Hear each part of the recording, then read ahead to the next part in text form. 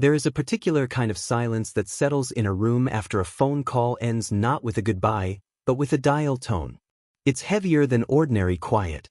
It carries the ghost of the conversation that just evaporated, the words left unsaid hanging in the air like dust motes in a sunbeam. Arthur Pembroke stood in his study, the wireless handset still pressed to his ear, listening to that silence. It was a sound he would come to know intimately in the weeks that followed, though he didn't know it yet. He lowered the receiver into its cradle with a soft click, a sound so small it shouldn't have been able to fracture a life, but it did. The message had been brief, delivered by a nurse with the gentle, practiced cadence of someone who delivers bad news for a living. His father was gone. Not critically ill. Not in decline. Gone. A massive stroke in the night, peaceful they said, though Arthur wondered how anything so final could be called peaceful. He was 78 years old. He had outlived 2 wives, 3 business partners, and every expectation anyone had ever had for him. Including, Arthur thought with a pang that was more habit than feeling, his sons. Arthur walked to the window and looked out at the rain-slicked London street below. Gray light filtered through the clouds, painting the brick buildings in shades of ash and regret. He should feel something more substantial, he knew. Grief surely, or at least the shadow of it. But what rose in his chest was something thinner, more complicated, a profound and unsettling emptiness, like a room he'd avoided entering for decades only to find it had been emptied while he wasn't looking. He thought of the last time he'd seen his father, 3 years ago, at his sister's wedding. A stiff handshake in a garden marquee, the scent of wet grass and champagne in the air. His father had said, "You're looking well, Arthur," and Arthur had replied, "So are you, Dad," and both statements had been lies wrapped in politeness. His father had looked frail beneath his suit jacket, a man shrinking into his own bones. Arthur had looked exhausted, hollowed out by a divorce he hadn't seen coming. They had both been performing versions of themselves they thought the other wanted to see, and neither performance had been convincing. They'd spoken for 7 minutes. The conversation had circled safe topics: the weather, the quality of the canapés, the bride's dress, avoiding the chasm that lay between them with the careful precision of bomb disposal experts. Neither had mentioned the argument that had driven them apart 15 years earlier. Neither had mentioned the apology that had never been spoken. They had parted with another handshake, and Arthur had driven away feeling not sadness, but relief. The obligation had been fulfilled. The performance was over. Now the final curtain had fallen, and the relief had curdled into something else. Something that felt suspiciously like guilt, though Arthur resisted the word. Guilt implied wrongdoing, and he wasn't sure he had done anything wrong. He had simply stopped trying. After the fight, the real one, the one that mattered, he had waited. He had waited for his father to call, to write, to show up at his flat with a bottle of whiskey and a softened expression. He had waited for the olive branch he felt was his father's responsibility to extend. Days became weeks, weeks became months, and the waiting curdled into resentment, then into a kind of numb acceptance. They exchanged Christmas cards with printed signatures. They spoke twice a year on birthdays, conversations so brief and perfunctory they barely qualified as human interaction. Arthur built a life in the space his father's absence created. He became a meticulous man, a restorer of antique maps, a profession that suited his temperament. He dealt in fragments of the past, carefully piecing together what others had torn apart, finding beauty in the repaired tier, the carefully matched paper. He could spend weeks restoring a single map, his hands steady, his focus absolute. He could mend the cartography of 18th century Europe with patience and skill. He could not mend a single conversation with his father. The nurse had said the funeral was in 3 days. St. Jude's in Harrow. Arthur repeated the details to himself, testing their reality. He should book a train ticket. He should call his sister, Eleanor. He should do all the things a son does when his father dies. But he remained at the window, watching raindrops chase each other down the glass. His mind drifted backward, not to the wedding 3 years ago, but further, to the day the fracture occurred. He was 24. Freshly graduated with a degree in history his father had called impractical. He had taken a job at a small publishing house, earning barely enough to cover his rent in a damp flat in Camden. His father, Reginald Pembroke, had built a modest but respectable plumbing supply business from nothing. He believed in tangible things: pipes that carried water, radiators that gave heat, ledgers balanced in black ink. He believed in legacy not as something written in books, but as something built with hands and passed down through generations. He had assumed, Arthur would join the business. Not immediately, perhaps. A year or two to sow wild oats, to satisfy his academic curiosity. But eventually, always eventually, it was the unspoken contract of their relationship. The argument hadn't been about the job itself. Not really. It had been about a letter Arthur had received, a rejection letter from a graduate program in archival studies he hadn't even told his father he'd applied to. His father had found it on the kitchen table during one of his unannounced visits.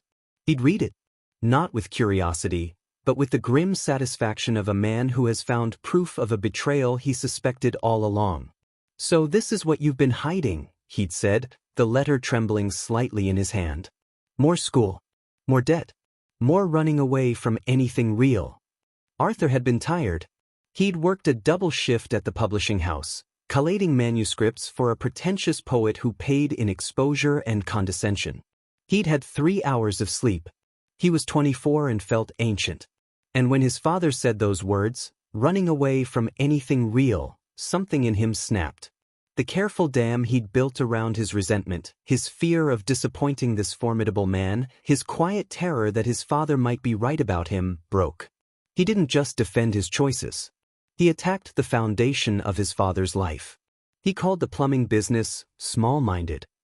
He said his father measured human worth in copper fittings and profit margins.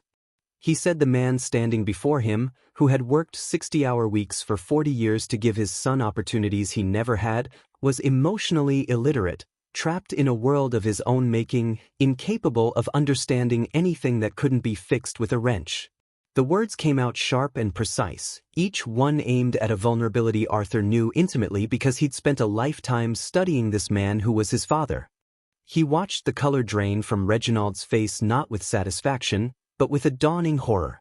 He was saying things he didn't fully mean, things he would spend the next 15 years trying to unsay. But the worst part, the part that would haunt him, was what his father said in return after a long, terrible silence. He hadn't shouted. He hadn't thrown the letter down. He had simply folded it neatly, placed it back on the table, and looked at Arthur with an expression the younger man had never seen before. Not anger, not disappointment, but a profound and weary resignation. "I see," Reginald had said, his voice quiet, stripped of everything but finality. "I see that I have nothing left to give you that you want. And you have nothing left to give me that I need." He turned and walked out of the flat. He didn't slam the door. He closed it softly behind him. That soft click had been louder than any slam. Arthur had expected him to return. Men like his father didn't walk away from family. They stewed. They waited. They allowed themselves to be coaxed back with time and humility. Arthur had prepared his humility. He had rehearsed his apology in the shower, in the tube, lying awake at night. He would say he was tired. He would say he was stressed. He would say the words had been born of frustration, not truth.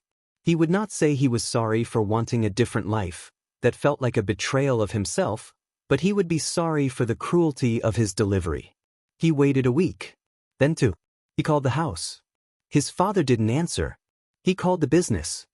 His father was in a meeting. After a month, pride intervened. If his father could be this stubborn, so could he. The window for apology, which had felt wide open in the immediate aftermath of the fight, began to narrow, then shrink, then seal shut with the invisible mortar of passing time. What had been a temporary rupture became a permanent state. They became two men orbiting the same sun but on trajectories that would never again intersect. The rain on the window began to ease. A sliver of weak sunlight broke through the clouds, catching the wet pavement below and making it gleam like a freshly inked map. Arthur thought of the maps he restored, the way water damage could warp paper beyond recognition, how fire could char edges to illegibility, how time could fade ink until only ghosts of rivers and borders remained. Some damage could be repaired with skill and patience. Some could only be stabilized, preserved in its broken state as a testament to what had been lost. And some damage was simply too great. The paper disintegrated at the touch. There was nothing left to save. He finally moved from the window, his body stiff as if he'd been standing there for hours rather than minutes. He sat at his desk, the surface orderly, covered with the tools of his trade: bone folders, scalpels, Japanese paper, pots of wheat starch paste. He picked up a half-restored map of the Thames estuary, circa 1780. A water stain had bloomed across Essex like a bruise. He had been working to stabilize the fibers, to prevent further deterioration. He wouldn't try to remove the stain. That would be dishonest, an erasure of history. He would work around it, honor it as part of the object's story. He ran a finger gently along the damaged edge. How strange, he thought, that he could devote such care to preserving the memory of a coastline drawn by a hand long turned to dust, while he had allowed the living map of his own family to tear beyond repair. He had all the tools to mend paper. He had no tools to mend time. He reached for his phone to call Eleanor. His thumb hovered over her contact. What would he say? Dad's dead. Too blunt. I heard about Dad. Too casual. I'm so sorry to hear about Dad. But he wasn't sorry she'd lost her father. He was grappling with his own loss, such as it was. The words wouldn't come because the feeling hadn't settled yet. It was still swirling inside him, a sediment of regret, relief, anger, and a grief that felt unearned because it lacked the foundation of recent love. He thought of his father's hands, thick-fingered, nicked with old scars from a lifetime of handling metal and tools. He remembered those hands teaching him to ride a bike, steadying the wobbling frame before letting go. He remembered those same hands slapping his own away from a delicate engine part when he was 14, saying, "You'll break it with your soft hands, boy. Go read your books." The memory held both kindness and dismissal in equal measure. That was the truth of his father. Not a villain. Not a saint. A complicated man who had loved in the only way he knew how, a way that had sometimes felt like love and sometimes felt like a cage.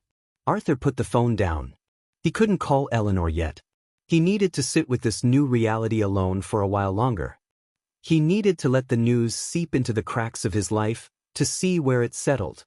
He stood and walked to a bookshelf, his fingers trailing along leather spines until they found what he was looking for: a small, cloth-bound address book his mother had given him years ago. She had died when he was 19, a swift and brutal cancer that had left both father and son reeling, though neither had known how to comfort the other. In their shared grief, they had only managed to wound each other more deeply. Arthur opened the book to the P's. There, in his own neat script, was his father's address. Harrow. The same house Arthur had grown up in. The house he hadn't entered in 15 years. He traced the letters with his fingertip. 47 Willow Avenue.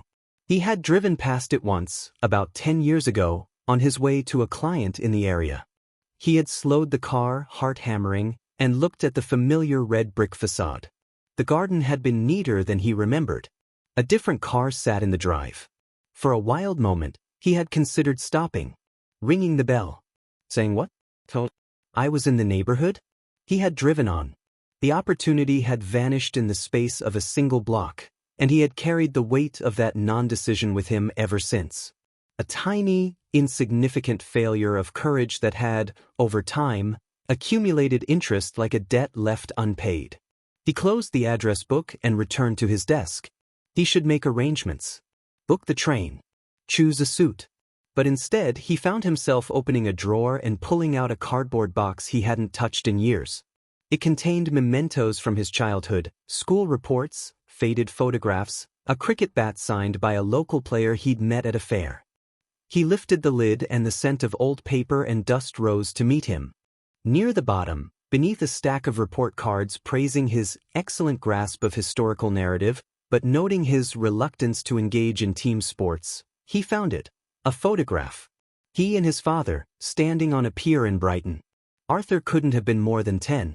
He was grinning, missing a front tooth, holding an ice cream cone that was already dripping down his wrist. His father stood beside him, one arm slung loosely around Arthur's shoulders. He wasn't smiling, not his father's way, but his eyes crinkled at the corners, and he was looking down at his son with an expression Arthur could only describe, now, as wonder. As if this small, sticky-handed boy beside him was the most remarkable thing he had ever encountered.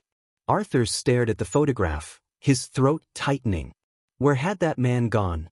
Or rather, where had Arthur gone? When had he stopped being the boy worthy of that look and become the young man capable of wounding his father so deeply he would walk away and never return? He placed the photograph on the desk and looked at it for a long time. The rain had stopped completely now. A watery sun illuminated the room, catching the dust motes dancing in the air. Arthur Pembroke, restorer of maps, sat in the quiet of his study, surrounded by fragments of the past he had dedicated his life to preserving, and understood with sudden, crystalline clarity that he had failed to preserve the one thing that mattered most. The apology he owed his father had been waiting inside him for 15 years. He had carried it like a stone in his pocket, smooth from constant handling, its weight a familiar companion. He had planned to offer it someday, when the time was right, when his father was ready, when he himself was ready. He had believed there would always be time. Time was the great illusion of the young, and the crushing reality of the old. He had been neither young nor old enough to understand that time is not a river that flows endlessly forward, but a tide that recedes, taking with it the shores we assumed would always be there to stand upon. He picked up the photograph again, his finger tracing the outline of his father's face. The apology was still there, whole and intact inside him. But the person it was meant for was gone. And an apology offered to silence is not an apology at all. It is just words. It is a performance with no audience. It is a map drawn after the territory has sunk beneath the sea. Arthur closed his eyes and let the first real tear of his grief fall, not for the father he had lost today, but for the father he had lost 15 years ago, and for the son he himself had been before he learned how to wound the people he loved most. The apology had come too late. And in that lateness, he understood, lay the true punishment, not his father's absence, but the permanent presence of his own regret.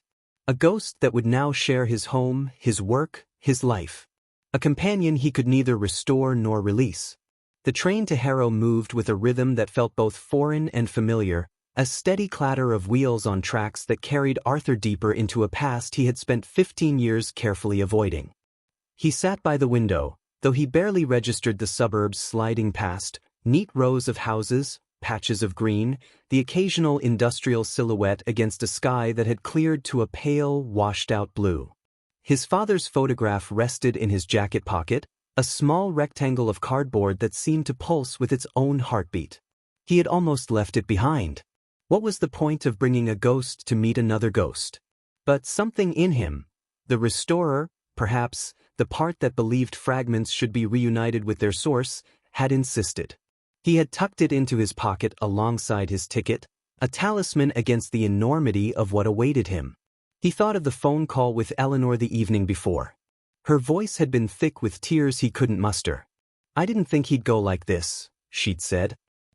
He was getting his affairs in order, Arthur. Just last week he was sorting through boxes in the attic. He said he wanted things tidy. The words had landed in Arthur's chest like stones. Getting his affairs in order. A phrase people used to soften the reality of preparation for death. But his father hadn't been preparing for death.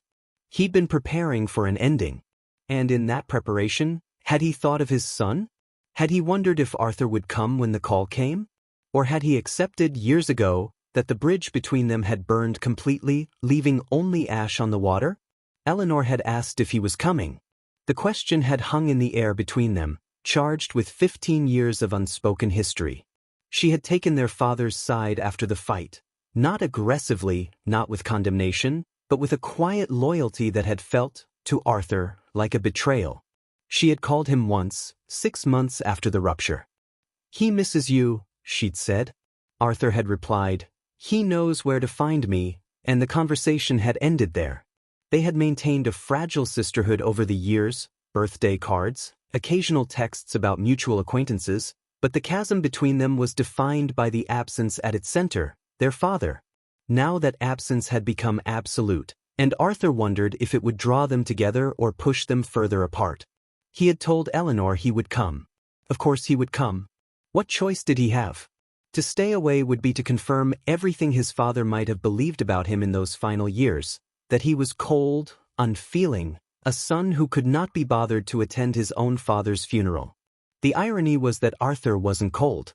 He was simply paralyzed by a grief that had no clean edges, no pure form. It was grief tangled with guilt, with anger, with the ghost of a love that had never fully died but had been buried alive beneath layers of pride and silence.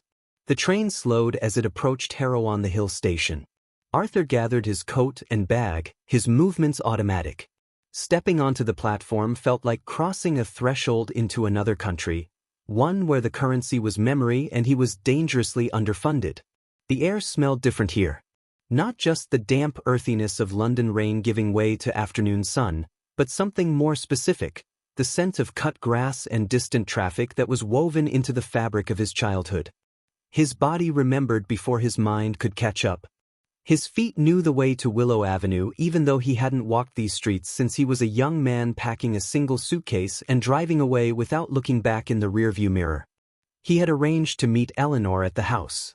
47 Willow Avenue stood exactly as he remembered it, and yet completely changed.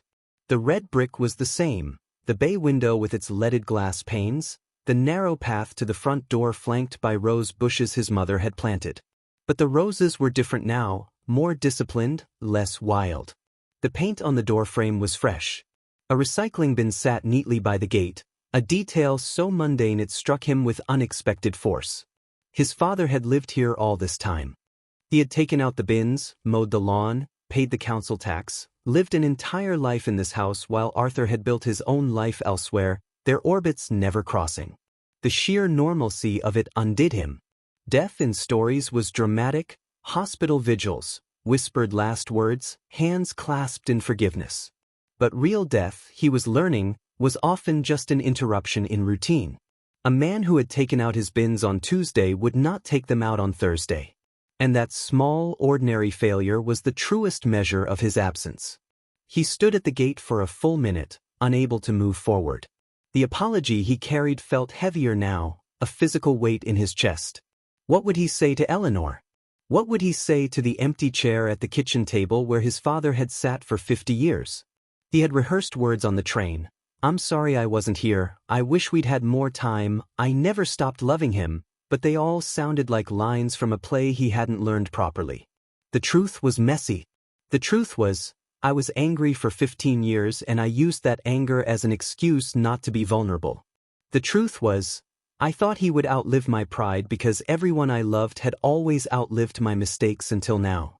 The truth was, I don't know how to mourn a man I haven't really known since I was 24. He pushed the gate open. It creaked on its hinges, the same creak he'd heard 10,000 times as a boy racing home from school, as a teenager sneaking back after curfew, as a young man leaving for university with a mixture of excitement and dread. Some sounds are anchors. They tether us to versions of ourselves we've long since abandoned. That creak pulled Arthur back to every age he had ever been on this path, all at once. Eleanor opened the door before he reached it. She stood framed in the doorway, wearing black trousers and a simple gray blouse, her hair pulled back in a style their mother had favored. She looked older than her 42 years. There were lines around her eyes that hadn't been there at her wedding 3 years ago. But her eyes themselves were the same, the warm hazel of their mother's, the only feature Arthur and Eleanor shared that didn't echo their father's stern handsomeness. For a moment they just looked at each other, two siblings separated by an ocean of unsaid things. Then Eleanor stepped forward and wrapped her arms around him. The embrace was stiff at first, both of them uncertain of the protocol for this reunion. But after a few seconds, something in Eleanor softened. She held him tighter, and Arthur felt her shoulders shake with a sob she had been holding back all day. He hugged her back, and in that simple act of physical connection, something shifted inside him.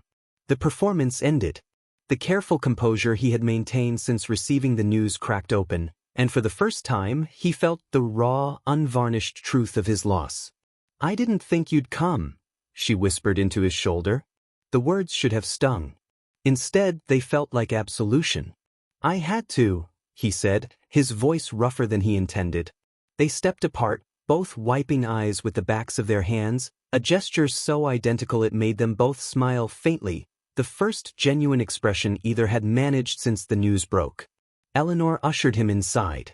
The house smelled of lemon polish and faintly of his father's pipe tobacco, a scent Arthur hadn't encountered in 15 years but recognized instantly, like a melody heard in childhood. It was the smell of Sunday afternoons, of his father reading the newspaper in his armchair by the fireplace, of quiet companionship before words became weapons. The interior was both familiar and alien.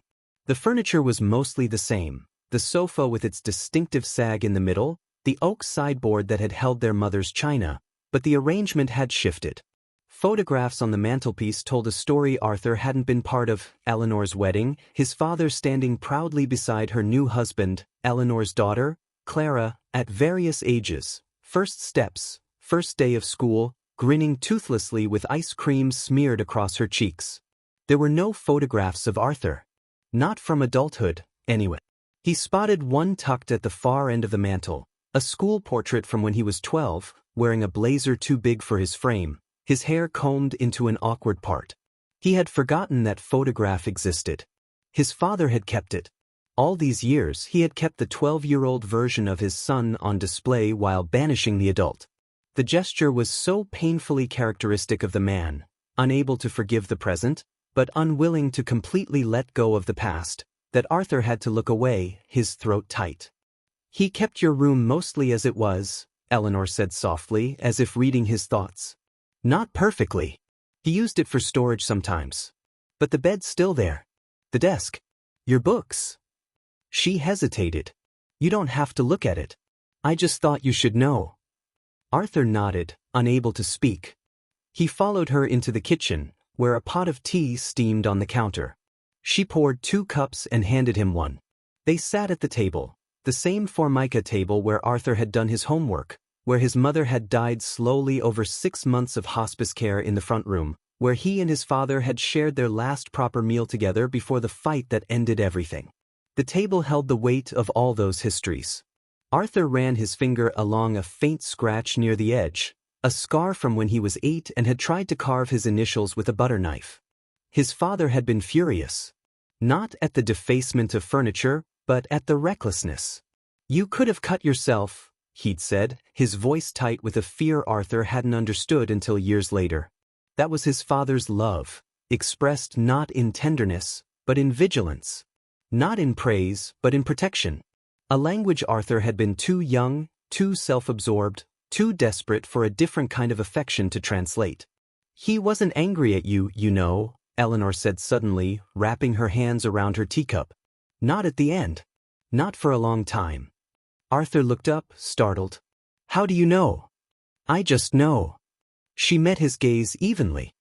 "He never said your name with bitterness. When he spoke of you, which wasn't often, I won't lie, he'd say things like, 'Arthur always did march to his own drum,' or, 'I suppose he found his own path.' There was sadness in it. Regret, maybe. But not anger." She paused, choosing her words carefully. "I think he believed he'd failed you. That he hadn't given you what you needed." The words landed like blows. Arthur had spent 15 years believing his father thought he had failed, as a son, as a man, as a continuation of the Pembroke line. The idea that his father had carried his own burden of failure, his own unspoken apology, reconfigured the entire landscape of their estrangement. They had both been waiting for the other to speak first. 2 men standing on opposite sides of a canyon, each holding a rope, each waiting for the other to throw it across. And while they waited, the canyon widened until it could no longer be crossed. "What did he say, at the end?" Arthur asked, though he wasn't sure he wanted to know. "Did he mention me?" Eleanor's eyes filled with tears again. "Not in words. But the day before he died, he was sorting through boxes in the attic. I was helping him. He found an old toolbox, your grandfather's. He sat on the floor for nearly an hour just holding a wrench, turning it over in his hands. He said, 'Arthur always hated these. Said they were crude instruments.' And he smiled. Just a little smile. But his eyes." She shook her head. "His eyes were so sad, Arthur. Like he was mourning something that had been lost long before yesterday." Arthur stared into his tea, seeing not the amber liquid but the face of his 24-year-old self, angry, defensive, convinced of his own righteousness. He had called his father's tools crude. He had called his entire world crude. And in doing so, he had dismissed not just objects, but a lifetime of labor, of creation, of providing. He had dismissed the language of love his father spoke because it wasn't the language he wanted to hear. How many sons make that mistake? How many fathers lack the vocabulary to say I love you except through acts of provision, protection, presence? And when presence becomes absence, what remains but the hollow echo of words that were never spoken? He left something for you, Eleanor said quietly. She stood and left the room, returning moments later with a small wooden box, the same box Arthur had seen his father oil and polish on Sunday evenings throughout his childhood. It was made of walnut, inlaid with a simple geometric pattern his grandfather had carved. Arthur had always admired its craftsmanship but had never been allowed to open it. Private things, his father would say when Arthur asked what was inside. Now Eleanor placed it on the table between them. He told me a few months ago that if anything happened to him, I was to give you this. He said you'd know what to do with it. She pushed the box toward him. I haven't opened it. I thought it should be yours alone. Arthur's hands trembled slightly as he lifted the lid. Inside, nestled on a bed of faded velvet, lay 3 objects. A pocket watch, his grandfather's, the one his father had always worn on formal occasions. A fountain pen, its silver nib worn smooth with use. And a folded piece of paper, yellowed with age.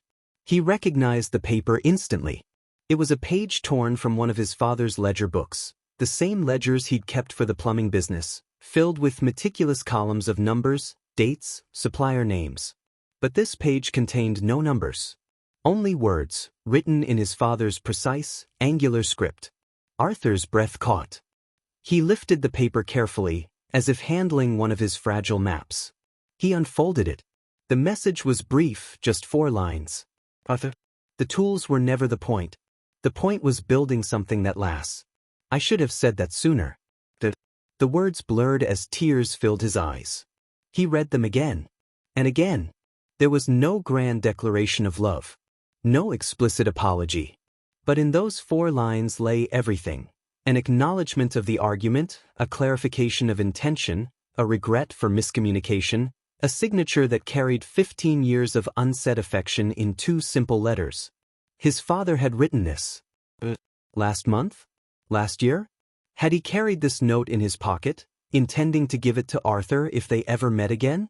Had he written it and then lacked the courage to send it, just as Arthur had lacked the courage to pick up the phone? The symmetry of their failures was almost too painful to bear. He looked up at Eleanor, tears streaming freely down his face now. She reached across the table and covered his hand with hers. No words passed between them. None were needed.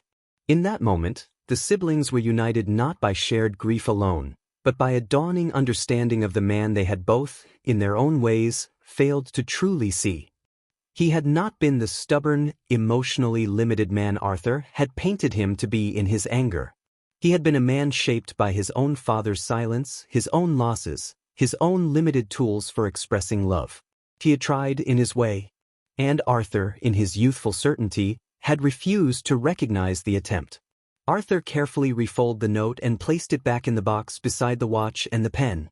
He would keep these objects, not as relics of guilt, but as artifacts of a more complicated truth. His father had not been a villain in the story of Arthur's life.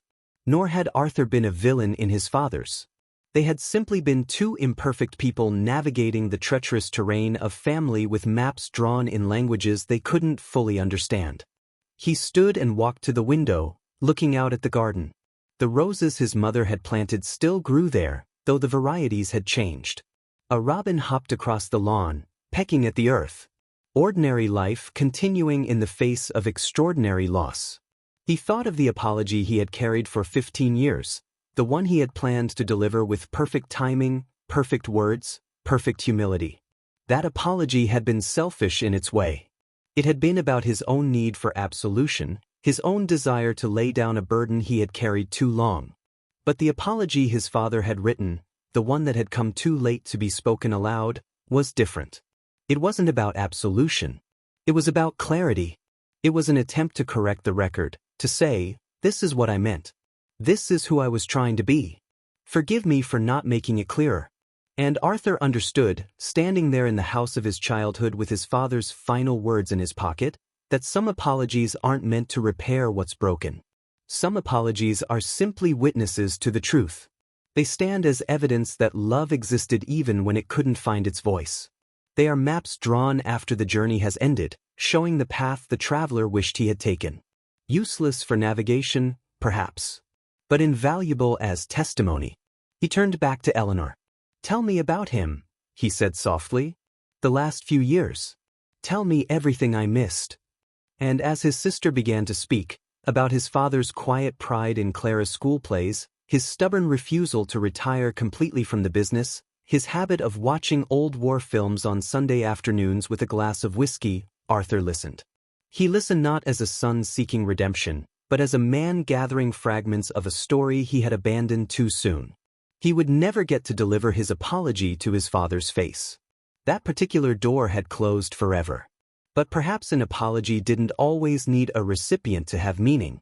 Perhaps the act of truly understanding the person you've wronged, of seeing them in their full, complicated humanity, that was its own form of atonement. The apology that came too late could still transform the one who carried it. It could soften pride into humility, regret into wisdom, silence into a new kind of speech. Outside, the afternoon light began to soften, casting long shadows across the garden. Somewhere in the neighborhood, a child laughed, a sound so full of unburdened joy it seemed to belong to another world. Arthur Pembroke stood in his father's kitchen, surrounded by the ordinary relics of an ordinary life, and began the slow, painful work of gathering the pieces. Not to restore what was lost, that was impossible, but to create something new from the fragments. A memory honest enough to hold both love and failure. A grief spacious enough to contain regret without being consumed by it. And an understanding, hard-won and fragile, that the most profound apologies are sometimes those never spoken aloud, because they are lived instead, in the quiet choices we make after loss teaches us what truly matters. Part 3. The funeral was held on a morning that refused to decide between rain and sun, a sky of shifting grays and sudden, startling breaks of light that fell across St. Jude's churchyard like spotlights on a stage where no one wanted to perform. Arthur stood at the back of the small gathering, letting others take their places on the worn wooden pews first. He watched them file in, his father's old business partners, their hands still bearing the faint stains of copper and solder even in retirement. Neighbors who had borrowed cups of sugar and returned them with biscuits for 40 years. Eleanor's husband, Mark, holding Clara's hand as the little girl, 6 years old and solemn in a black dress too formal for her age, stared at the polished coffin with a confusion that mirrored Arthur's own. She had known her grandfather as a gentle presence who saved the crusts of his toast for the birds and let her stir his tea 3 times clockwise, for luck. She could not comprehend that this man, who had occupied a fixed point in her universe, had simply vanished. Arthur caught her eye and offered a small, sad smile. She looked away quickly, as children do when confronted with adult grief they cannot name. He had spent the night in his old bedroom, a space both hauntingly familiar and utterly foreign. The bed was narrower than he remembered. The wallpaper, once covered in sailing ships that had fueled his childhood daydreams, had been painted over in a neutral beige, though if he looked closely he could see the ghostly impression of masts and rigging beneath the new layer. His father had kept the room preserved not as a shrine, but as a quiet acknowledgement that a son had once lived here. Books remained on the shelf, Treasure Island, Kidnapped, the complete Sherlock Holmes, but dust had settled on their spines like a fine layer of elapsed time. Arthur had lain awake most of the night, the note from the wooden box resting on the bedside table where his father's reading glasses might once have been placed. He had read those 4 lines again and again until the words lost their shape and became pure sensation, a vibration in his chest, a loosening in his throat. The tools were never the point.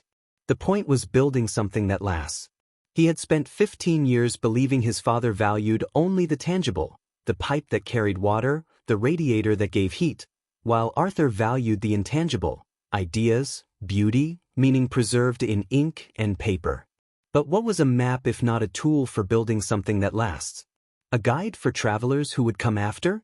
His father had understood this. He had simply lacked the language to say it. And Arthur, in his youthful arrogance, had mistaken the limitation of language for the absence of meaning. The vicar, a man Arthur had never seen before, with kind eyes and a voice softened by decades of delivering eulogies, began to speak. He talked of Reginald Pembroke as a pillar of the community, a devoted family man, a man of quiet integrity.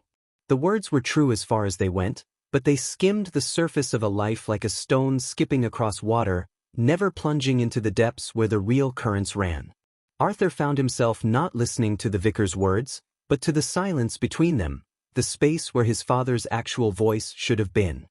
He heard it now, clear as if the man were standing beside him, the low rumble when he laughed at a joke only he understood, the sharp intake of breath before delivering difficult news, the softening that occurred when he spoke to Eleanor as a child, a tenderness he never quite mastered with his son.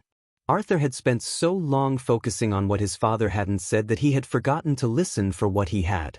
The love had been there, in the packed lunches left silently on the kitchen counter before school, in the careful repair of a broken bicycle chain on a Saturday morning, in the way he'd driven Arthur to university on moving-in day and spent 3 hours helping him assemble a wobbly bookshelf without once mentioning that he wished his son were coming home to learn the family business instead. Love expressed not in declarations but in deeds. A language Arthur had been too busy learning other tongues to understand. Eleanor rose to deliver the eulogy. She stood at the lectern, her hands trembling slightly around her note cards, and for a moment Arthur feared she would falter. But then she took a deep breath and began to speak, not from the cards, but from memory. She told stories Arthur had never heard. How their father had learned to braid hair when Eleanor was 7 and refused to let their mother near her head with a brush. How he had stayed up all night with a teenage Eleanor when her first boyfriend broke her heart, not offering advice, just sitting with her on the sofa watching terrible television until the sun came up. How, after their mother died, he had tried to cook her favorite shepherd's pie for the first anniversary of her death and burned it so badly the smoke alarm went off, and when Eleanor found him standing in the kitchen covered in flour and tears, he had said simply, "I just wanted to taste something that reminded me of her." Arthur listened, his chest aching with a grief that was no longer just for the father he had lost, but for the father he had never truly known, the man behind the stern exterior, the provider who was also a mourner, the disciplinarian who braided hair. He had constructed a caricature of his father to justify his own anger, and in doing so, he had erased the complex, contradictory human being who had actually existed. This was the true cost of their estrangement, not the lost years, but the lost understanding. Not the absence of presence, but the presence of absence in his own perception.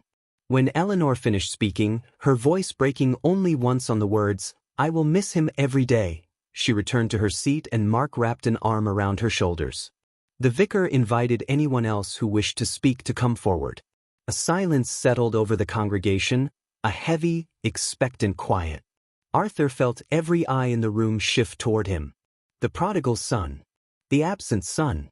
The son who had not been seen at this house in 15 years. He felt the weight of their judgment, their curiosity, their unspoken questions. Why didn't you come sooner? Did you make peace before he died? Do you even have the right to grieve him? He remained seated.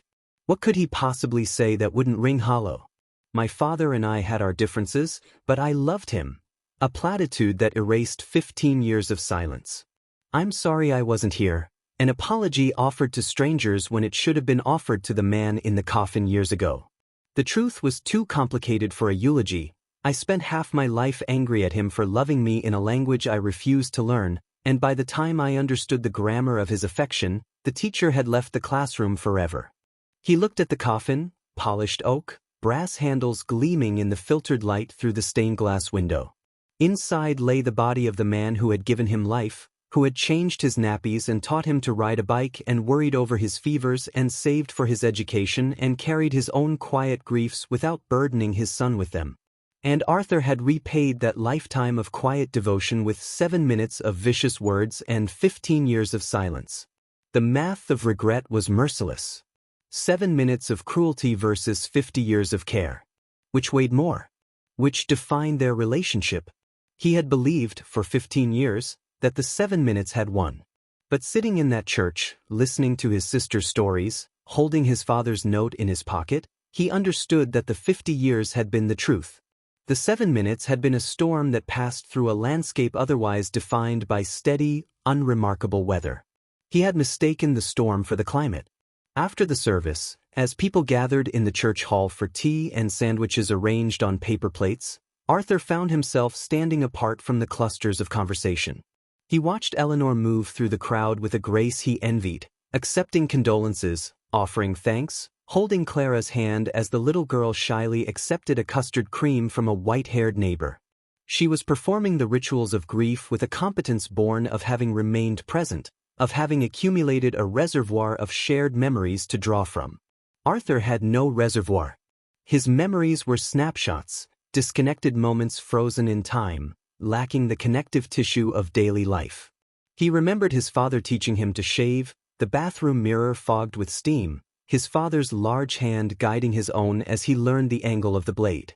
He remembered the sting of a slap across the face when he was 16 for coming home 3 hours past curfew, the shock in his father's eyes immediately after suggesting he regretted the impulse even as it was happening. He remembered the silence at the dinner table after his mother's funeral, a silence so profound it seemed to swallow sound itself. But he had no memories of the ordinary days. The Tuesday evenings, the Saturday mornings, the 1,000 small interactions that build the architecture of a relationship. Those had been sacrificed on the altar of his pride. An elderly man approached him. Arthur recognized him as Mr. Higgins, his father's oldest business partner. His hands were gnarled with arthritis now, but Arthur remembered them as capable, steady hands that could fix a leaking valve blindfolded. "Arthur," Higgins said, his voice a dry rustle. "Haven't seen you since before." He didn't say since the fight. He didn't need to. The air between them held the memory. "No," Arthur replied. "It's been too long." Higgins studied him for a moment, his eyes sharp despite their age. "Your father spoke of you sometimes." "Not often. But when he did." He trailed off as if choosing his words with care. "He kept a copy of that article you wrote. The one about the medieval trade routes. Had it pinned to the corkboard in his office for years. Said he didn't understand half of it, but he liked seeing your name in print." Higgins offered a faint smile. Proud of you he was. Even when he didn't know how to say it. The word struck Arthur with physical force. He had written that article 7 years after the fight. A dense, academic piece published in a journal with a readership of perhaps 200 specialists. He had never sent his father a copy. He had assumed his father wouldn't care. And yet the man had sought it out. Had read it. Had kept it displayed in his office, a sacred space where ledgers and invoices normally held sway. For years. While Arthur had been nursing his resentment in London, his father had been pinning his son's obscure academic triumphs to a corkboard like medals. The symmetry of their misunderstandings was almost unbearable. Arthur had believed his father dismissed his intellectual pursuits. His father had been quietly celebrating them. Arthur had believed his father was waiting for an apology. His father had been waiting for a sign that his son still considered him worthy of pride. They had both been waiting at the wrong stations for trains that never came. "Thank you for telling me that," Arthur said, his voice thick. Higgins nodded, patted his arm, a brief, awkward gesture of condolence, and moved away to speak with another mourner. Arthur stood alone again, the revelation settling into his bones. He thought of all the things he had assumed about his father that had turned out to be false. The assumptions had been convenient. They had allowed him to maintain his anger without examining its foundations. Anger was easier than grief. Anger had sharp edges you could hold on to. Grief was formless, bottomless. For 15 years, he had chosen the sharper, more manageable emotion. And in doing so, he had missed 15 years of a father who, in his own limited way, had never stopped loving him. Later, after the last sandwich had been eaten and the final condolence offered, after the coffin had been lowered into the ground with a finality that made Arthur's knees weak, he found himself walking alone through the churchyard. The others had gone ahead to the house for the wake. The proper term felt grotesque for what awaited them. More tea, more awkward conversations, the slow dispersal of a life into memory. He needed air. Time to let the day's revelations settle. He stopped before a weathered headstone near the edge of the property, its inscription worn nearly smooth by rain and wind. He ran his fingers over the faint grooves of letters he could no longer read. Who had this person been? Had they left apologies unsaid? Regrets unvoiced? The thought occurred to him with sudden force. Every grave held a story of words that came too late.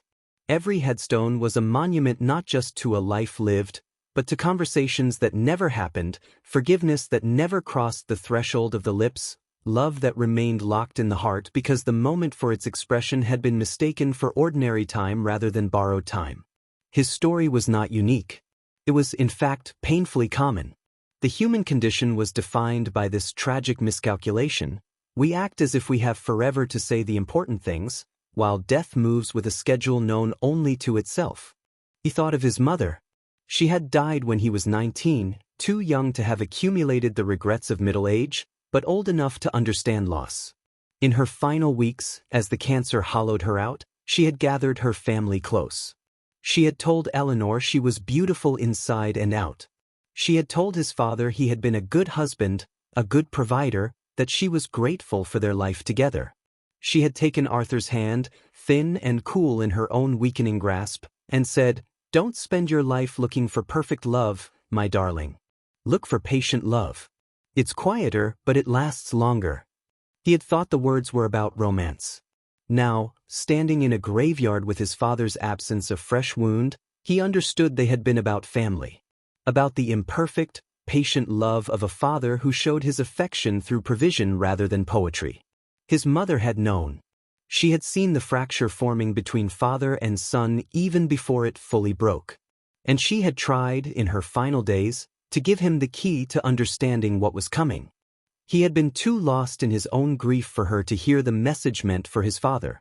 A light rain began to fall, not the heavy downpour of the previous day, but a fine mist that silvered the air and beaded on the grass like scattered pearls. Arthur turned his face upward, letting the droplets cool his skin. He thought of the maps he restored, the way water could destroy paper, yes, but also how, in the right hands, moisture could be used to relax fibers, to ease creases, to prepare a surface for repair. Water as agent of both destruction and restoration. Grief, he realized, worked the same way. It could drown you. Or, if you allowed it, it could soften the rigid edges of regret, making them pliable enough to reshape into something new.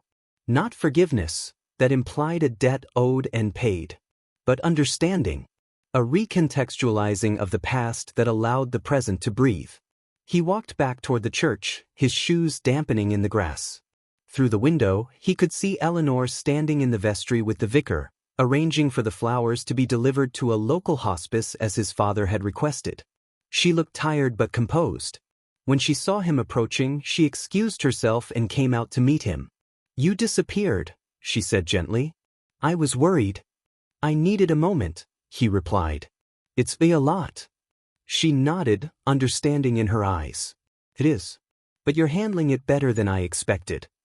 He almost laughed, a short, bitter sound. "Am I?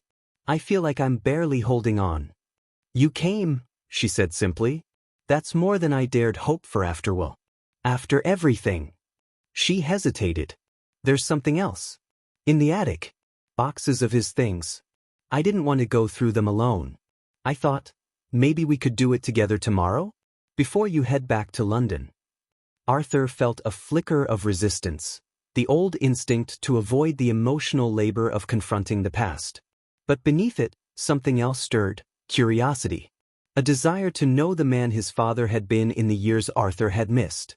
To gather the fragments Eleanor had described and assemble them into a fuller portrait. To read the ledgers not as records of a business, but as diaries of a life. The tools were never the point.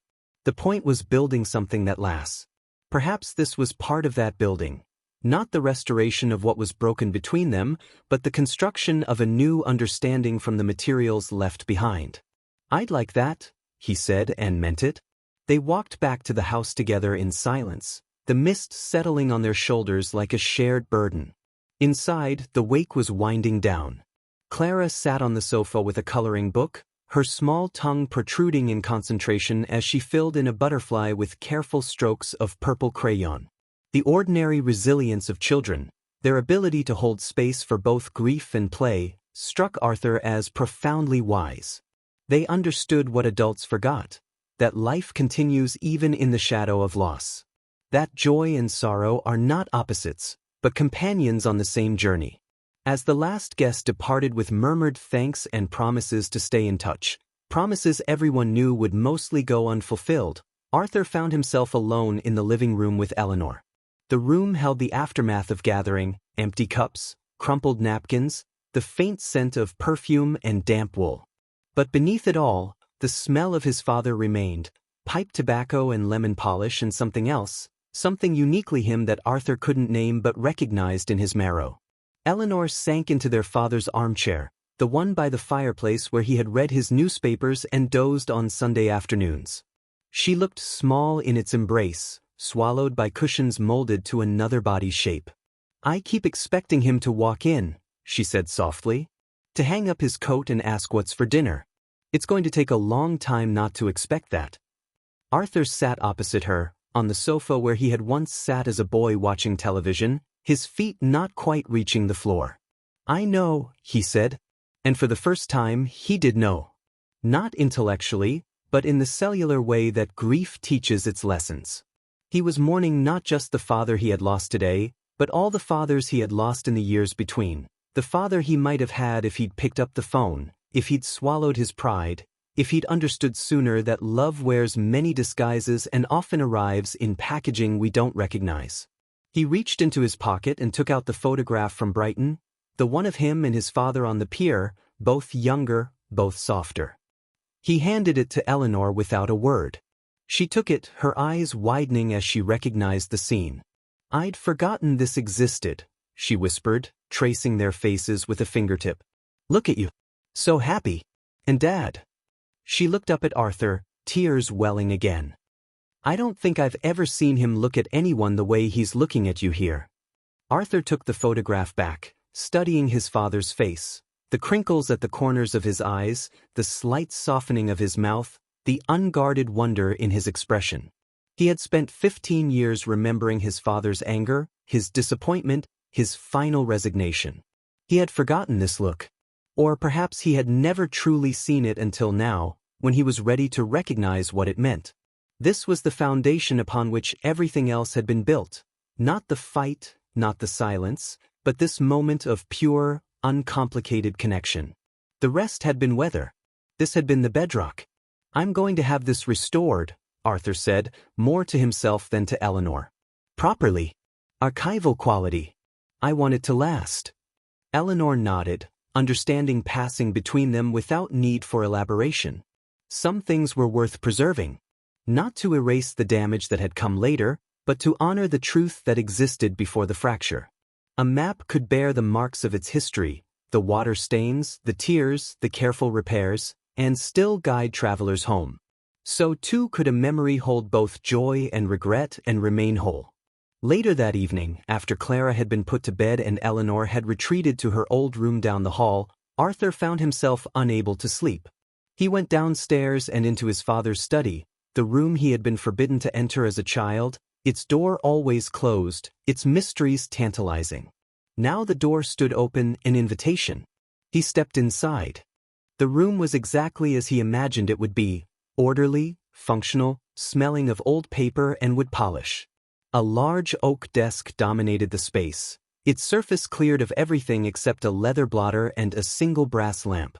Bookshelves lined one wall, filled not with novels but with trade manuals, plumbing catalogs from decades past, ledgers bound in cloth and leather. Arthur ran his fingers along their spines, the chronicle of a working life. He pulled one down at random, opening it to a page from 1987.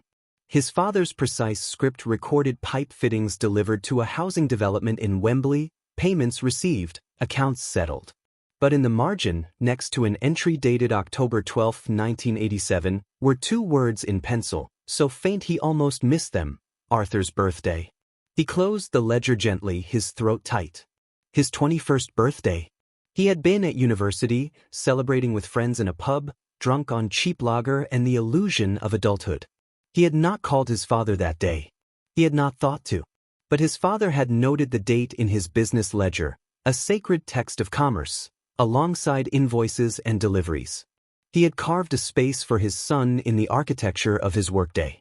A small gesture, easily overlooked. But there it was, preserved in ink and memory, Arthur's birthday. Not son's birthday. Arthur's. A recognition of him as an individual, not just an extension of the family name. He spent the next hour moving slowly through the room, touching objects with the reverence of an archaeologist uncovering artifacts. A magnifying glass on the desk, its handle worn smooth. A tin of peppermints, his father's lifelong habit, still half full. A photograph tucked into the corner of the desk blotter, Eleanor's wedding day, his father standing between Eleanor and Mark, his arm around his daughter's waist, his expression one of quiet pride. No sign of Arthur in the frame. But tucked behind it, Arthur discovered another photograph, this one of him, aged 16, in his school rugby kit, mud-splattered and grinning after a victory. His father had kept it hidden behind the more recent, more socially acceptable family portrait. A private acknowledgement. A silent testament. I see you. I remember you. You are still here even when you are not. Arthur sank into his father's chair, the leather sighing beneath his weight as it had for 50 years beneath another body. He placed his hands on the desk where his father's hands had rested day after day, year after year. He closed his eyes and tried to summon not the angry young man of 24, but the boy he had been before the fractures began to form. The boy who had believed his father could fix anything. The boy who had fallen asleep in the passenger seat of the car on long drives, secure in the knowledge that his father's hand on the wheel meant he was safe. That boy had loved his father without condition, without judgment, without the need for his love to look a certain way. When had that simplicity been lost? Not in a single moment, he realized. Not even in the fight that had served as its punctuation mark. It had been lost gradually, in the slow accretion of disappointments, misunderstandings, the 1,000 tiny withdrawals from the bank of affection until the account ran dry. And he, Arthur, had made as many withdrawals as his father. Perhaps more. He had demanded a kind of love his father was incapable of giving, and when it wasn't forthcoming, he had punished the man for his limitation rather than loving him within his capacity. The apology he had carried for 15 years shifted shape inside him. It was no longer just about the cruel words he had spoken on that terrible day. It was about all the small failures that had led to that moment. The rolled eyes, the impatient sighs, the dismissive tone when his father tried to share something from his world, the refusal to see the man behind the role of father. The apology was not a single act to be delivered, but a lifetime of missed opportunities to practice grace. And now the recipient of that apology was gone, leaving Arthur with the burden of its undelivered weight. But as he sat in his father's chair, surrounded by the quiet evidence of a life lived with integrity if not eloquence, a new understanding began to form. An apology did not require a recipient to have meaning. Its purpose was not solely to repair the wounded other, but to transform the one who offered it. To say I am sorry was to acknowledge one's own imperfection, to take responsibility for harm caused, to commit to doing better. The transformative power of apology existed regardless of whether it was heard by the person who deserved it. Arthur could not give his apology to his father, but he could give it to himself, to the part of him that had been so certain of his righteousness, so blind to his own failings. He could give it to Eleanor, for the distance he had allowed to grow between them. He could give it to Clara, for the grandfather she would now only know through stories. He could live the apology, not in words spoken too late, but in actions taken going forward. In showing up. In listening. In accepting love in whatever form it arrived, without demanding it wear the costume of his expectations. He opened his eyes. The room was dark except for the street lamp casting a yellow rectangle across the floorboards. Somewhere in the house, a floorboard creaked, the sound of the building settling into the night, or perhaps Eleanor moving quietly to check on her daughter. Ordinary sounds. The sounds of life continuing. Arthur Pembroke sat in his father's chair and did something he had not allowed himself to do since receiving the news 3 days ago. He let himself grieve without reservation. He wept for the father he had lost. He wept for the years they had lost. He wept for the boy he had been and the man his father had been, both trapped in a dance of misunderstanding neither knew how to stop. And as the tears fell, not the polite, performative tears of the funeral, but the raw, unvarnished tears of true sorrow, he felt something shift inside him. The stone of regret he had carried for 15 years did not disappear. But it changed shape. It became smoother, more integrated into the landscape of his being. Not a foreign object to be expelled, but a part of his history to be carried forward with awareness rather than shame. The apology had come too late to be spoken. But perhaps, he thought as he finally stood and turned off the lamp, leaving the room in darkness, an apology was not always about timing. Sometimes it was about truth. And the truth, however late it arrived, could still build something that lasts. The attic smelled of dust and memory, a scent both foreign and deeply familiar, like a language Arthur had once spoken fluently but had forgotten how to form on his tongue. Eleanor had been right to wait for him. Going through their father's things alone would have been an act of archaeology without context, unearthing artifacts whose significance had been lost to time. But together, they could triangulate meaning. They could fill in each other's blanks. She had laid out 3 cardboard boxes on the wide floorboards, their flaps folded open like waiting mouths. Weak morning light filtered through the single circular window at the gable end, illuminating dust motes dancing in slow spirals. Arthur stood at the top of the stairs for a moment, hesitant. There was something sacred about an attic, the repository of lives and fragments. Not the curated memories displayed in albums or mantelpieces, but the raw material of existence. Things kept not for their beauty, but for their stubborn refusal to be discarded. Things that carried the weight of a story not yet ready to be forgotten. "Where do we start?" he asked, his voice softer than intended in the hushed space. Eleanor gestured to the nearest box.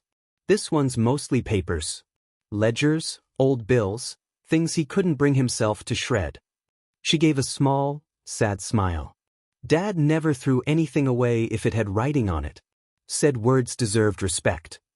Arthur knelt beside the box and lifted the first ledger, this one bound in faded green cloth, its spine cracked with age. He opened it carefully. The entries dated from the early 1970s, when his father would have been in his late 20s, building the business from a single van and a handshake loan from his own father. The handwriting was younger here, less rigid, more fluid. And in the margins, Arthur found notations that had nothing to do with plumbing supplies, Eleanor's first steps. Wobbly but determined, "Arthur says the moon is made of cheese. Must remember to tell him about rocks when he's older." Margaret's laugh today, like bells. Their mother's name. Arthur's breath caught. He had forgotten the sound of his mother's laugh entirely. But his father had captured its essence in 2 words beside an invoice for copper piping. Like bells. A man who dealt in the tangible had found a way to preserve the intangible after all. He turned the page. An entry from December 24, 1978, Christmas Eve. Children asleep. Margaret humming carols while wrapping last presents. The tree lights catch the tears in her eyes when she thinks I'm not looking. She's thinking of her father again. I wish I knew how to dry those tears without making it worse. Arthur stared at the words. He had never known his grandfather, had died before Arthur was born, but his mother had spoken of him with a tenderness that bordered on reverence. His father had noticed her grief on a night meant for joy. He had seen her. He had wanted to comfort her but hadn't known how. This was the same man who 15 years ago had walked out of Arthur's flat after absorbing a hurricane of cruel words without raising his voice in return. The same man who had carried his own helplessness in the face of others' pain like a stone in his pocket. Arthur had mistaken that silence for coldness. But what if it had been something else entirely? What if it had been reverence? A recognition that some wounds were too deep for words, and the only offering was presence, however imperfect? "He saw her," Arthur whispered, more to himself than to Eleanor. He saw Mum's sadness. He just didn't know what to do with it. Eleanor knelt beside him, peering at the ledger entry. Her eyes softened. "He loved her so much?" she said quietly. After she died, he'd sometimes set 2 places at the table for dinner. Just out of habit. When he caught himself doing it, he'd clear the second plate without a word and eat alone. I'd watch him from the stairs. His shoulders would be so heavy. She looked at Arthur. You were already at university by then. You didn't see that part. Arthur shook his head, a lump forming in his throat. He had been immersed in his own grief, raw, self-absorbed, the particular agony of a 19-year-old who believes loss is a unique affliction.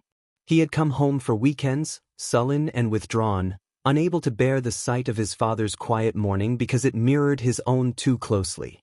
He had interpreted his father's silence as emotional absence when it had actually been emotional overwhelm.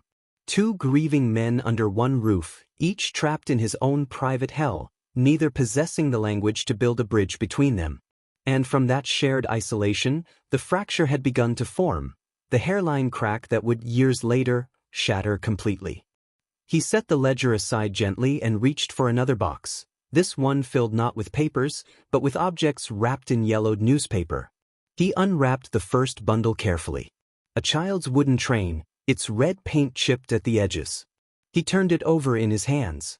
I remember this, he said, surprised by the clarity of the memory. I lost it in the garden.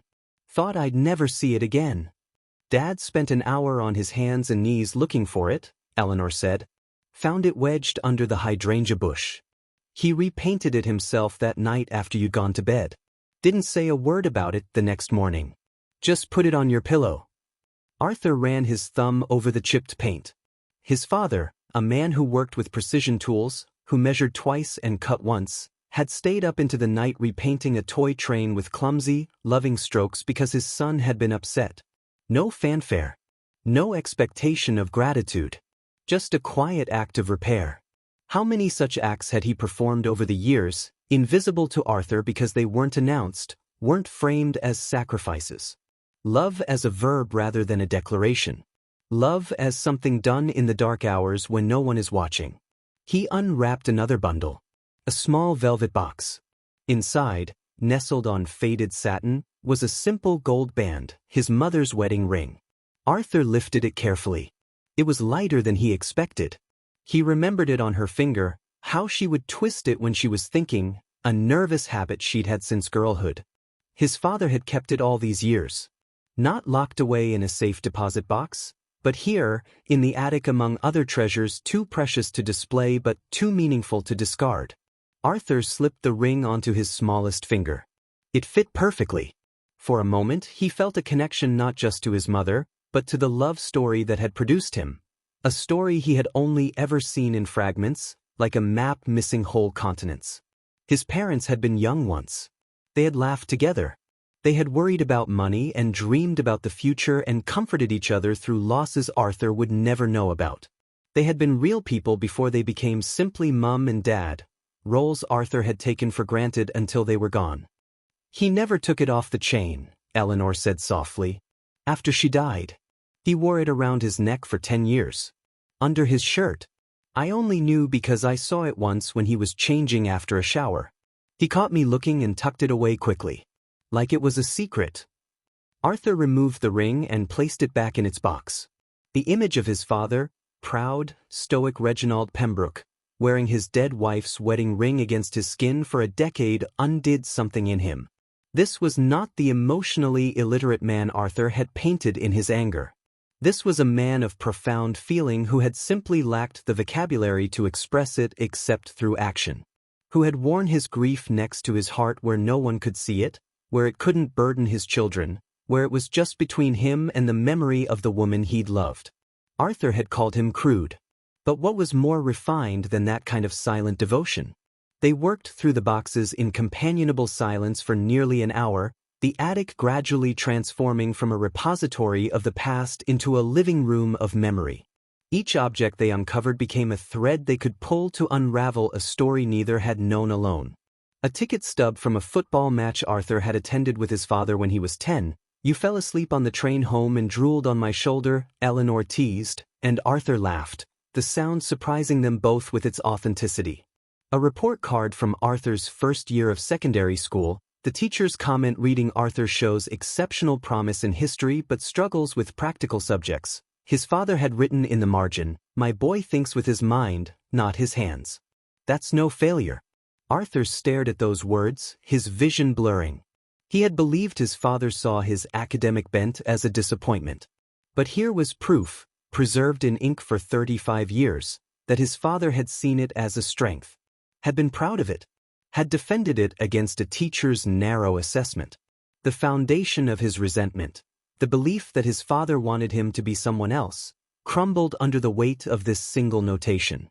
He set the report card down carefully, his hands trembling slightly. "All these years," he said, his voice rough, "I thought he was disappointed in me, that he wanted me to be more like him." Eleanor looked at him, her expression gentle but firm. "Arthur, he admired you. He thought you were clever in ways he could never be. He used to say you had your mother's mind, that you could see patterns in the world he'd never noticed." She paused, choosing her words with care. "The fight, it wasn't about you choosing a different path. It was about you telling him his path had no value. That's what broke him. Not that you wanted to study history, but that you called his life's work small-minded. You didn't just reject the business. You rejected him." The truth of her words struck him with the force of a physical blow. He had been so focused on defending his own choices that he had failed to see how his attack had landed, not on an ideology, but on a man's sense of self-worth.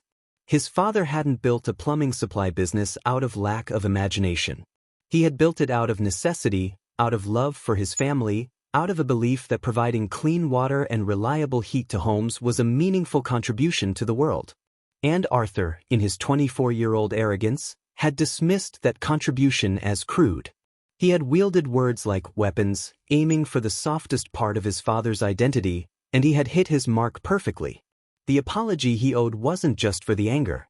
It was for the arrogance, for the failure of imagination that had prevented him from seeing the dignity in his father's life. A shaft of sunlight broke through the clouds outside, flooding the attic with sudden gold.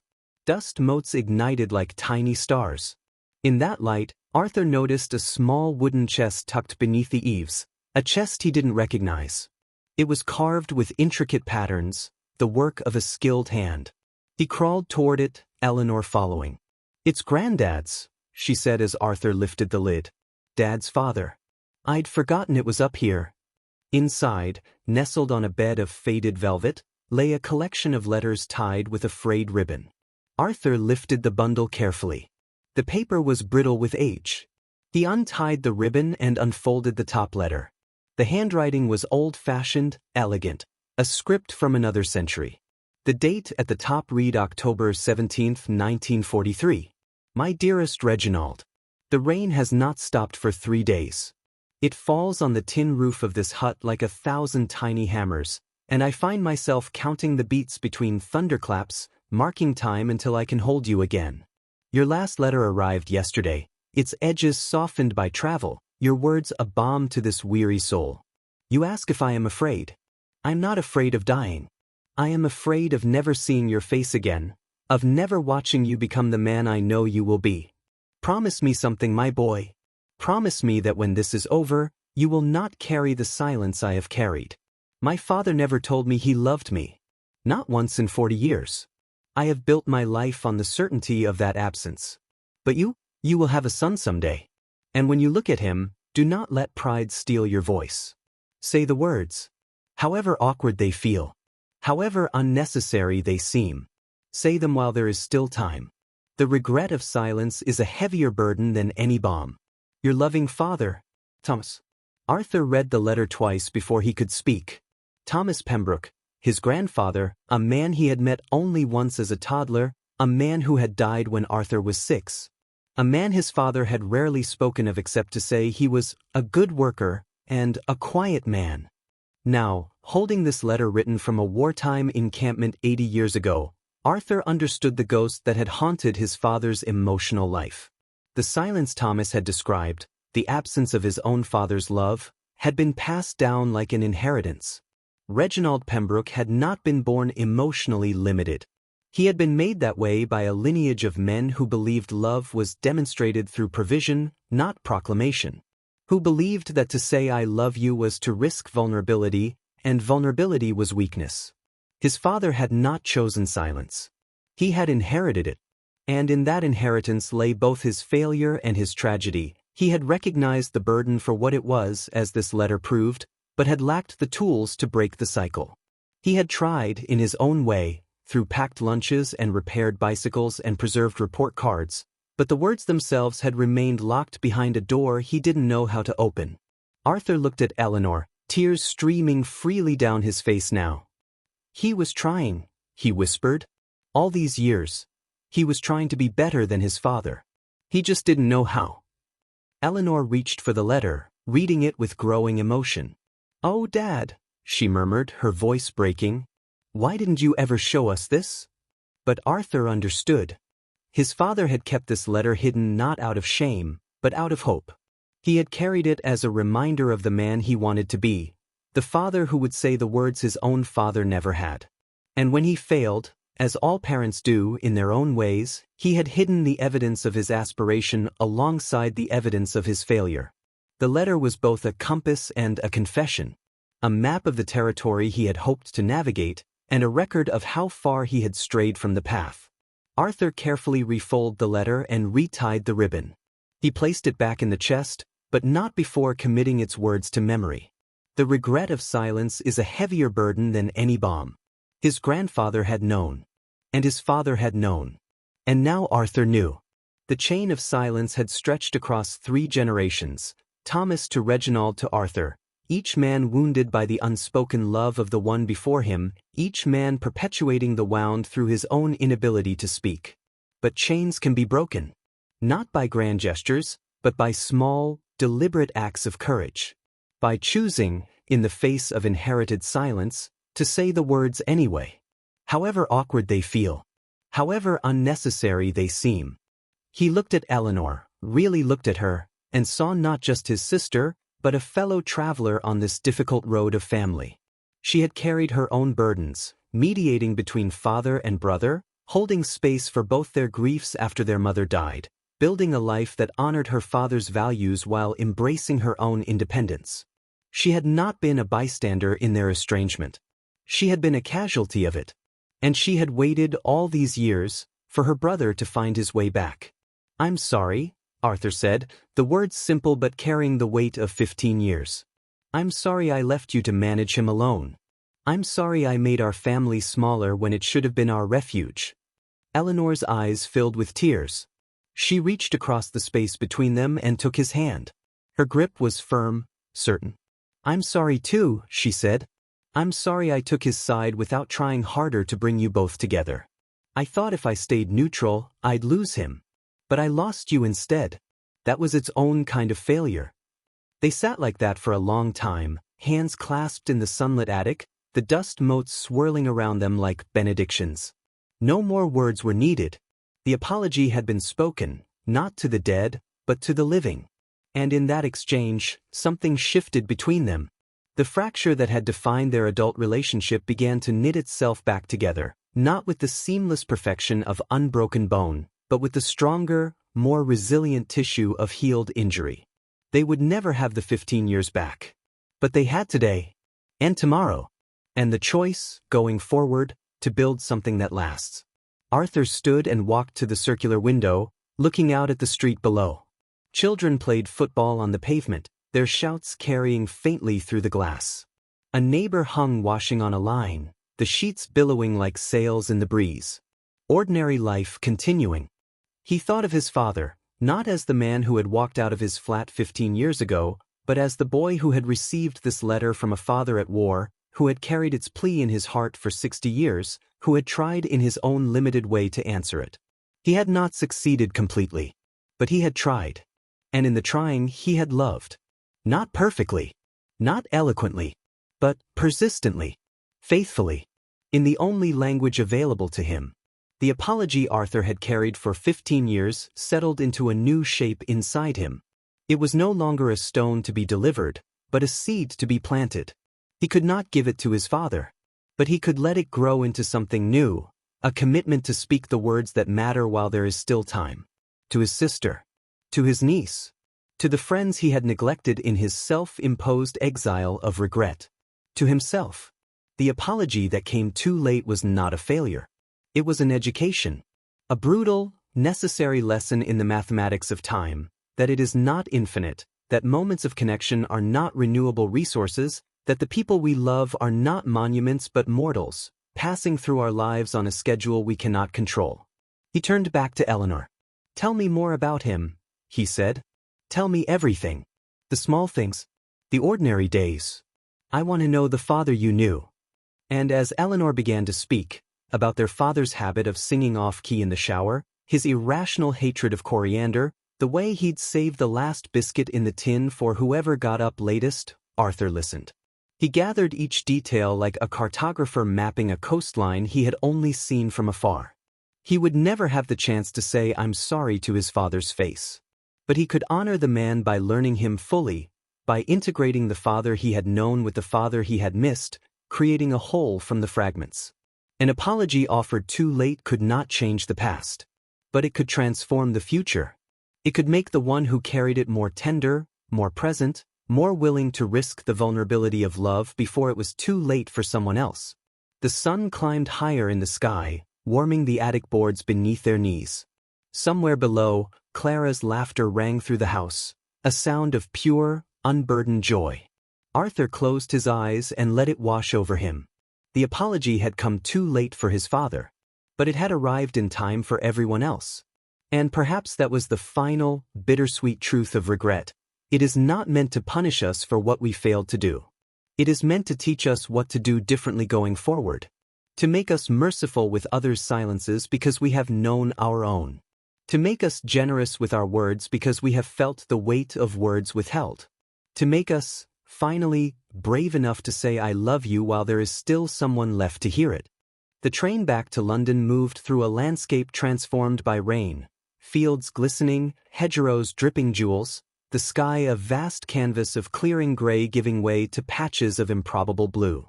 Arthur sat by the window again, but this time he truly saw what passed before him. Not as scenery to be endured on a journey between obligations, but as a world continuing its ancient rhythms of loss and renewal. Death had come to his father's house, but life persisted in the turned earth of farmers' fields, in the birds riding thermals above the tracks, in the simple fact of the train itself carrying strangers toward their separate destinations. He carried his father's pocket watch in his jacket pocket now, its steady tick a counterpoint to the train's rhythm. He had wound it that morning before leaving Harrow, feeling the smooth turn of the mechanism beneath his thumb, a continuity of motion across generations. The watch had not stopped when his father died. It had only waited for another hand to give it purpose again. Eleanor had walked him to the station, Clara skipping ahead to chase a butterfly that had dared to appear in the uncertain weather. At the platform she had hugged him tightly. "Come back soon," she'd said. "Not for a funeral. Just come back." The simplicity of the request had undone him. For 15 years he had treated this place as a destination only for obligation. Weddings, funerals, the grim ceremonies of family duty. He had forgotten that homes exist also for ordinary afternoons, for cups of tea without occasion, for watching a niece learn to ride a bike without the shadow of loss hanging over the moment. He had nodded, unable to speak, and pressed his father's fountain pen into her hand. "He'd want you to have this," he'd said, "for Clara someday, when she's ready to write her own story." Eleanor had understood. Some inheritances were not meant to be kept, but passed on, transformed by each hand that held them. Now, as the train carried him back to the life he had built in London, Arthur felt the contours of that life shifting beneath him. His flat, his work, his routines, they would all remain outwardly the same. But he would inhabit them differently. The apology that had come too late for his father had arrived precisely on time for everyone else. It had softened him, not weakened him. Softness and strength were not opposites. He was learning, but made him more permeable to the world. More willing to risk the vulnerability that connection required. He thought of friends he had allowed to drift away after his divorce, assuming their distance was rejection when it had likely been uncertainty, his own coldness mistaken for indifference. He thought of colleagues at the archive where he worked, people he exchanged pleasantries with but never truly saw. How many silences had he participated in, not out of malice, but out of the mistaken belief that tomorrow would always offer another chance to speak? He closed his eyes and let memory carry him back, not to the fight, not to the funeral, but to a moment he had not thought of in 20 years. He was 7 years old. He had fallen from a tree in the garden at 47 Willow Avenue, scraping his knee raw. The pain had been sharp and shocking, but what had truly undone him was the sight of blood welling from the wound, his body betraying him in such a visible, undeniable way. He had sat on the damp grass and wept, great heaving sobs of childhood despair. His father had appeared within seconds. Arthur never knew whether he'd been watching from the kitchen window or had simply sensed his son's distress through some paternal frequency inaudible to others. He hadn't scolded Arthur for climbing the tree. He hadn't told him to stop crying. He had simply knelt in the grass, taken a clean handkerchief from his pocket, and pressed it gently against the wound. "Hold still," he'd said, his voice low and steady. "It needs to bleed a little first. Gets the dirt out." And he had sat with Arthur in the grass until the bleeding slowed, his large hand resting on his son's small shoulder, a silent promise that he would not leave until the danger had passed. No grand declaration of love. No poetic reassurance. Just presence. Just a handkerchief and steady hands and the willingness to sit in discomfort until it passed. That had been his father's language. And Arthur, in his adult arrogance, had demanded sonnets when his father was offering silence. The deepest form of attention. The train slowed as it approached Euston Station. Arthur gathered his things, the pocket watch warm against his ribs. He stepped onto the platform and let the current of commuters carry him toward the exit. The city welcomed him back with its familiar symphony of brakes hissing, announcements echoing, footsteps clicking on concrete. But today the noise felt different. Not an assault on his senses, but a chorus of lives intersecting. Each person hurrying past carried their own unspoken apologies, their own regrets arriving too late, their own ghosts walking beside them. He was not alone in his grief. He was part of a vast, invisible fellowship of the regretful, people who had loved imperfectly, who had spoken carelessly, who had mistaken pride for principle and paid the price in lost time. The universality of this condition did not diminish his pain. It dignified it. It placed his personal failure within the larger human story of trying and falling short and trying again. Back in his flat, the silence felt different. Not empty, but expectant. He hung his coat carefully in the closet, ran a finger along the spines of books on his shelves, each one a world preserved, a voice refusing to be silenced by time. He was a restorer of maps, yes. But maps were not just records of terrain. They were promises of return. Guides for those who had lost their way. His work had always been about more than paper and ink. It had been about faith, that what was broken could be made whole enough to serve its purpose again. He had just failed to apply that faith to his own life. He walked to his work table and picked up the Brighton photograph, still in its frame, still bearing the faint smudge of his thumbprint from days earlier. He would restore it properly. Not to erase the years of separation, but to honor the moment of connection that had existed before the fracture. Archival tape for the slight tear at the corner. Gentle cleaning of the glass. A new mat board, acid-free, to protect it for decades to come. He would hang it in his living room where he would see it every day, not as a monument to loss, but as a reminder that love exists in layers. The love of that moment on the pier had not been erased by the fight 15 years later. It had been buried beneath it, like a river flowing beneath bedrock. Still there. Still moving. Still capable of nourishing whatever grew above it. He thought of his grandfather's letter, "Say the words. However awkward they feel. However unnecessary they seem. Say them while there is still time." The chain of silence stretching back through generations had ended with him. Not with a dramatic confrontation or a tearful confession, but with a quiet decision made on a train returning from a funeral. He would not pass this inheritance to anyone else. He would speak the words that mattered. He would risk the awkwardness. He would offer love in whatever imperfect form he could muster, without demanding it be returned in the currency of his choosing. This was the true work of apology, not the delivery of regret to its intended recipient, but the transformation of the self so that future relationships might be spared the same failure. The following week, he called an old university friend, Sarah, with whom he had exchanged Christmas cards for a decade but hadn't truly spoken to since his divorce. Her voice on the phone had been cautiously warm, the way people sound when they're not sure if a friendship has survived the years of silence. Arthur didn't offer elaborate explanations for his absence. He didn't perform grief. He simply said, "I've missed you. I'd like to see you if you have time." And when they met for coffee 3 days later, the conversation didn't flow effortlessly as it might have in their 20s. There were gaps to navigate, references to explain, lives to catch up on. But beneath the awkwardness ran a current of genuine affection, surviving, like his father's love, beneath the sediment of time. Before they parted, Sarah had hugged him tightly. "I'm glad you called," she'd whispered. And Arthur had understood that she, too, had been waiting for someone else to make the first move. How many connections withered not from malice, but from mutual hesitation? How many apologies went unspoken because both parties believed the burden belonged to the other? He began visiting Eleanor more often, not out of obligation, but desire. He took Clara to the Natural History Museum and let her lead him from exhibit to exhibit, her small hands sticky in his, her questions endless and profound. "Why did the dinosaurs have to die?" she asked, staring up at the towering skeleton of a diplodocus. Arthur could have offered the scientific explanation: asteroid impact, climate change, extinction-level event. But he heard his father's voice in his mind. The tools were never the point. The point was building something that lasts.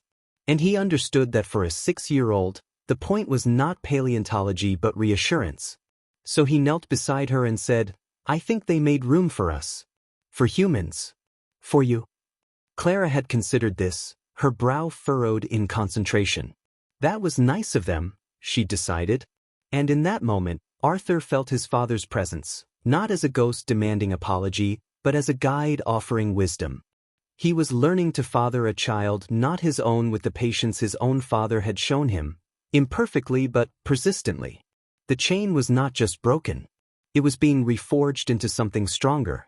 One evening, 6 months after the funeral, Arthur sat in his study working on a particularly challenging restoration, a 17th-century map of the Mediterranean, its paper brittle, its ink faded by centuries of exposure to light and air. He worked with the concentration that had always defined him, his hands steady, his breathing slow and even. But as he applied a thin layer of wheat starch paste to a fragile section of coastline, his mind drifted to his father's workshop, the scent of oil and metal, the organized chaos of tools hanging in precise outlines on pegboard walls. He had visited the old plumbing supply business the month before, now run by a young couple who had bought it from his father's estate. They had welcomed him warmly, shown him around the premises that had changed little in 50 years. And standing there among the copper pipes and radiator valves, Arthur had felt not disdain for the crude instruments of his youth, but reverence. Each fitting represented a home with running water. Each valve, heat in winter. His father had not built a business. He had built comfort, safety, dignity. One pipe at a time. One home at a time. The tools had never been the point. The point had been building something that lasts. He finished the delicate repair and sat back, admiring the stabilized section of map. The tier would always be visible if you knew where to look, a faint line tracing the coast of Sicily. But the paper was whole again, strong enough to survive another century if cared for properly. He thought of his own life, how the fracture with his father would always be part of his story, a visible seam in the fabric of his identity. But the tear did not define the whole. It was simply a part of the map, evidence of weather survived, of repair attempted, of a journey continued despite damage. Some maps were more beautiful for their scars. They told a truer story than pristine copies ever could. Later that night, unable to sleep, he went to his desk and took out a sheet of fine paper. He uncapped his father's fountain pen, kept now not as a relic but as a tool, and dipped the nib in ink. For a long time he simply held the pen, feeling its weight, its balance, the smooth wear of the barrel where his father's fingers had rested for decades. Then he began to write. Not a letter to his father, that would be a performance for an audience of one who could not attend. Not a eulogy for public consumption, but a testament. A record of understanding arrived at too late for its intended recipient but not too late for its writer. Dear Dad, I am writing this knowing you will never read it. That knowledge frees me to say what I could not say when you were alive.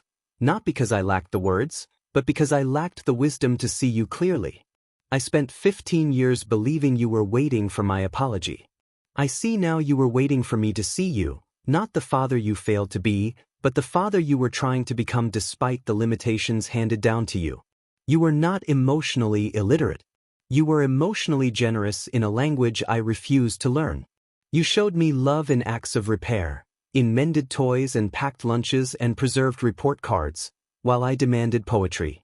I mistook your quiet for coldness, your provision for indifference, your silence for absence. I was wrong. The apology I owe you is not just for the cruel words I spoke that day. It is for all the small dismissals that came before, the rolled eyes, the impatient sighs, the refusal to enter your world on its own terms. It is for believing my path was superior to yours.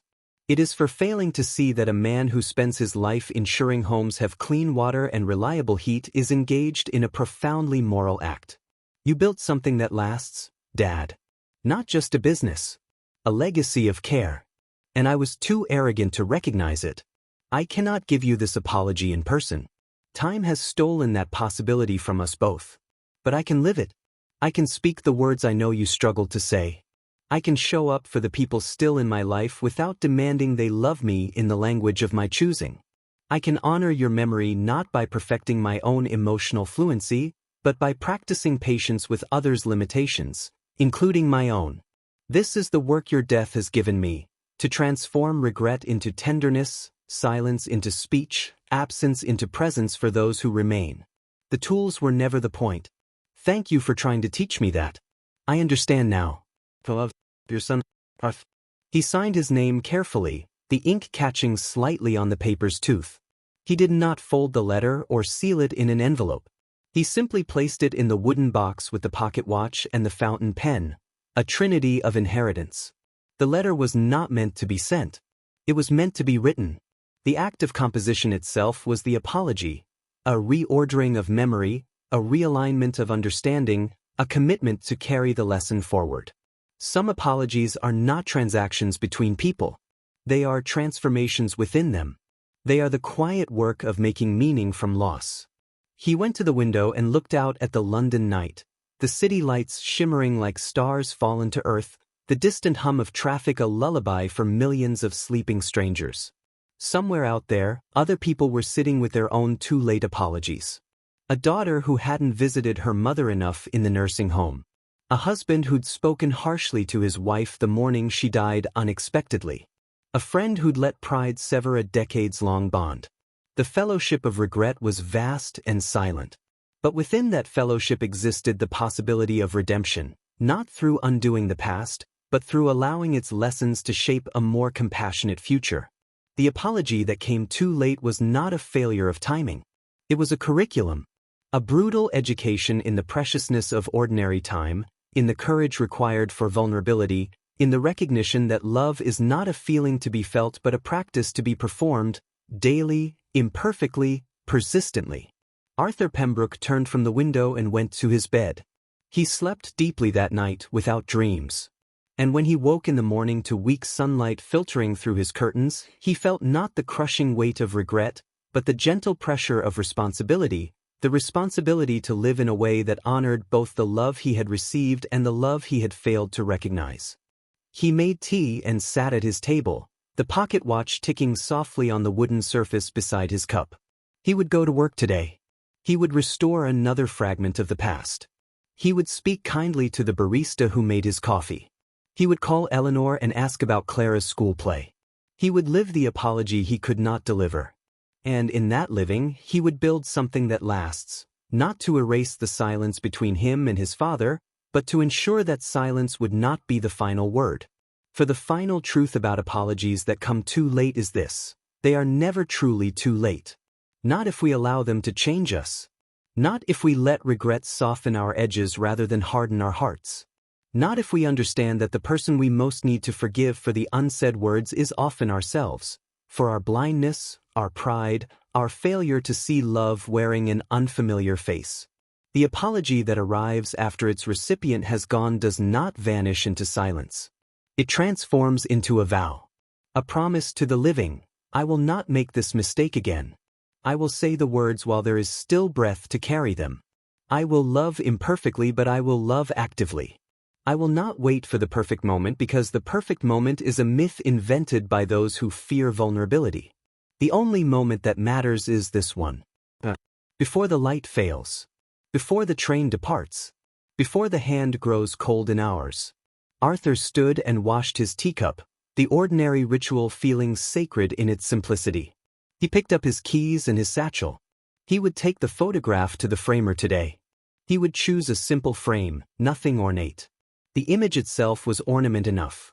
A father and son on a pier, the sea stretching before them, both smiling in the sun-drenched certainty of a moment that would not last. But that was the point of photographs, of maps, of memories, not to preserve time, but to honor its passage. To say, this was real. This mattered.